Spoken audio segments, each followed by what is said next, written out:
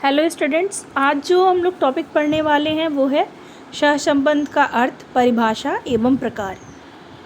सहसंबंध कोरिलेशन शब्द की उत्पत्ति कोरिलेशन से हुई है, जिसका अर्थ है पारस्परिक संबंध। सहसंबंध इस बात का सूचक होता है दो विशेषताओं के बीच कितना अंतः संबंध है, इससे इसकी जानकारी मिलती है। जैसे किसी व्यक्ति की दो विषय की विशेषताओं का परीक्षण द्वारा मापन करना और प्रत्येक व्यक्ति के दोनों विषयों के अलग अलग प्राप्तांकों को तालिका में जोड़ों के रूप में व्यवस्थित करके सांख्यिकीय गणना द्वारा दोनों में संबंध ज्ञात किया जाता है, उसे सहसंबंध कहते हैं। अब हम इसकी परिभाषा को देखेंगे।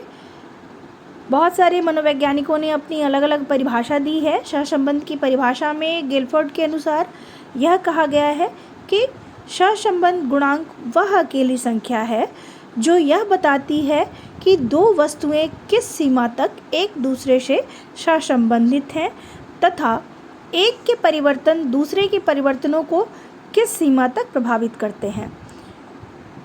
दूसरे मनोवैज्ञानिक डी.एन. श्रीवास्तव के अनुसार जब दो चर राशियां इस प्रकार संबंधित हों कि एक चर राशि के बढ़ने से दूसरी चर राशि बढ़े या घटे या फिर इसके विपरीत हो, तो उन दोनों चर राशियों में सहसंबंध पाया जाता है।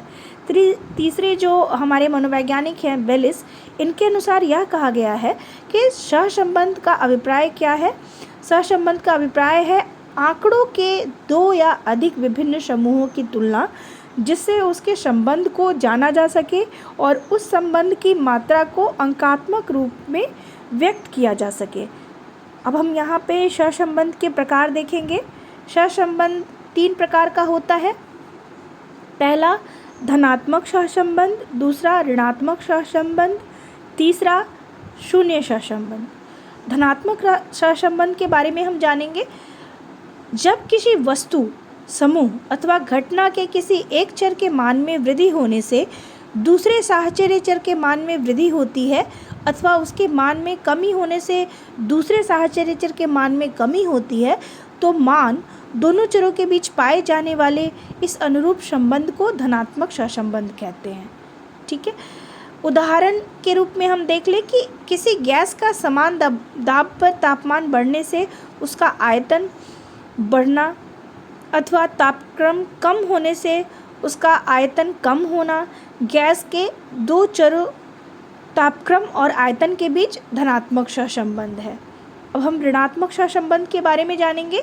जब किसी वस्तु, समूह अथवा घटना के किसी एक चर के मान में वृद्धि होने से दूसरे साहचर्य चर के मान में कमी आती है अथवा उसके मान में कमी होने से दूसरे साहचर्य चर के मान में वृद्धि होती है, तो इन दोनों चरों के बीच पाए जाने वाले इस प्रतिकूल संबंध को हम ऋणात्मक सहसंबंध कहते हैं। फॉर एग्जाम्पल, किसी गैस का समान तापक्रम पर दाब बढ़ने से उसका आयतन कम होना अथवा दाब कम होने से उसका आयतन बढ़ना।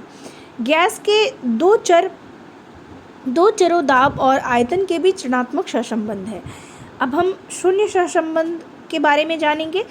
जब किसी वस्तु, समूह अथवा घटना के किसी एक चर में परिवर्तन होने से दूसरे चर पर कोई प्रभाव नहीं पड़ता है, तो इन दोनों चरों के बीच के संबंध को हम शून्य सहसंबंध कहते हैं। फॉर एग्जाम्पल, किसी गैस के आयतन के बढ़ने अथवा घटने से उसके रासायनिक सूत्र में कोई अंतर न होना, गैस के दो चरों आयतन और रासायनिक सूत्र के बीच शून्य सहसंबंध है। अब हम इसके उपयोगिता, आवश्यकता और महत्व के बारे में जानेंगे। विज्ञान का मूल आधार कार्य कारण संबंध है। ठीक है। इस संबंध की जानकारी के आधार पर किसी एक क्षेत्र में होने वाले परिवर्तन से किसी दूसरे क्षेत्र में होने वाले परिवर्तन की भविष्यवाणी की जा सकती है। इस प्रकार विज्ञान के क्षेत्र में तो सहसंबंध की सबसे अधिक उपयोगिता है, उसकी सबसे अधिक आवश्यकता है और उसका सबसे अधिक महत्व है। इस युग में मनोवैज्ञानिकों ने मानव व्यवहार के कारकों का पता लगाकर कार्य कारण संबंधों की स्थापना की है। आज मानवीय व्यवहार में कार्य कारण संबंधों को समझने के लिए सहसंबंध प्रविधियों का प्रयोग किया जाता है। इस प्रकार आज मनोविज्ञान और शिक्षा के क्षेत्र में भी सहसंबंध की बड़ी उपयोगिता है। इसकी उपयोगिता आवश्यकता है और इसका बड़ा महत्व है। यहाँ शिक्षा के क्षेत्र में सहसंबंध की उपयोगिता, आवश्यकता एवं महत्व का संक्षेप में वर्णन प्रस्तुत है। पहला, दो विषयों में सहसंबंधों की सहायता से किसी छात्र की एक विषय की योग्यता के आधार पर उसके दूसरे विषय की योग्यता का अनुमान लगाया जा सकता है। दूसरा, दो विषयों के सहसंबंध की सहायता से यदि उपयुक्त अनुमान सही न निकले तो यह निदान करना आवश्यक हो जाता है कि उसका कारण क्या है। निदान करने के बाद उपचारात्मक शिक्षण की व्यवस्था की जाती है। तीसरा, अध्ययन विषयों के सहसंबंध की सहायता से छात्रों को शैक्षिक एवं व्यावसायिक निर्देशन देने में सहायता मिलती है। चौथा, क्रियात्मक अनुसंधान में सहसंबंध का प्रयोग विशेष रूप से किया जाता है। अब हम यहाँ पे सहसंबंध की जो लिमिटेशंस हैं उसके बारे में जानेंगे। पहला, किन्हीं दो विषयों के सहसंबंध से उनके बीच सहसंबंधों की मूल कारणों का ज्ञान नहीं होता है। दूसरा पॉइंट है, किन्हीं दो विषयों के सहसंबंध छात्रों की संख्या पर निर्भर करते हैं। छोटे समूह से प्राप्त सहसंबंध की अपेक्षा बड़े समूह से प्राप्त सहसंबंध अधिक विश्वसनीय होता है। तीसरा पॉइंट है, किन्हीं दो विषयों के बीच का सहसंबंध विषयों की प्रकृति के साथ साथ छात्रों की प्रकृति, योग्यता, रुचि और अभिरुचि पर भी निर्भर करता है। अतः एक निर्देश से प्राप्त सहसंबंध दूसरे निर्देश पर उसी रूप से में लागू नहीं किया जा सकता।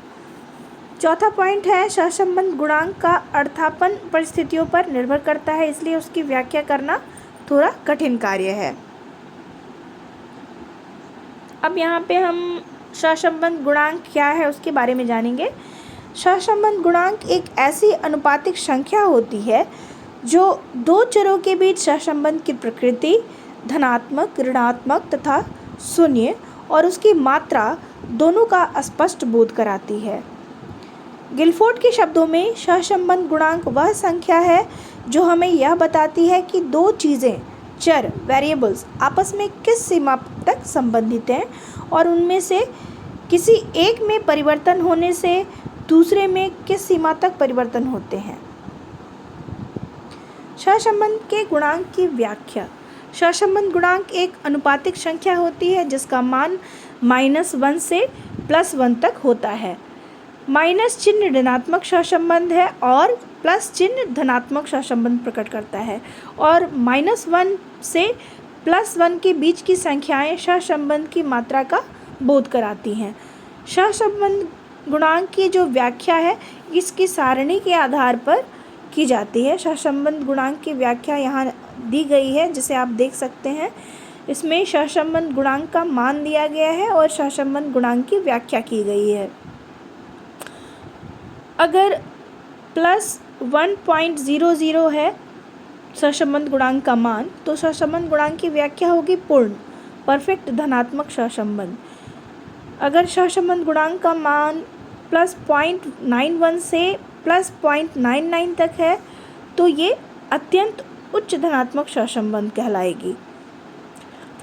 ठीक है, वैसे ही यहाँ आगे दिया गया है कि +0.71 से +0.99 तक उच्च धनात्मक सहसंबंध, +0.41 से +0.70 तक सामान्य धनात्मक सहसंबंध, +0.21 से +0.40 तक निम्न धनात्मक सहसंबंध, +0.01 से +0.20 तक अत्यंत निम्न धनात्मक सहसंबंध, -0.21 से -0.40 तक निम्न मतलब लो ऋणात्मक सहसंबंध, -0.41 से -0.70 तक सामान्य ऋणात्मक सहसंबंध, -0.71 से -0.90 तक उच्च ऋणात्मक सहसंबंध, -0.91 से -0.99 तक अत्यंत उच्च वेरी हाई ऋणात्मक सहसंबंध,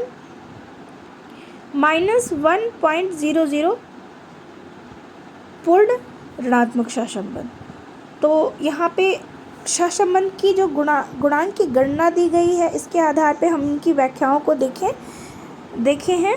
और अब हम सहसंबंध गुणांक के ज्ञात करने की कई विधियों का इसमें विकास किया गया है, जिनमें दो विधियों का प्रयोग अधिक किया जाता है। एक है स्पीयरमैन की रैंक अंतर विधि, स्पीयरमैन रैंक डिफरेंस मेथड, और दूसरी है पियर्सन की प्रोडक्ट मोमेंट मेथड। ठीक है, थैंक यू।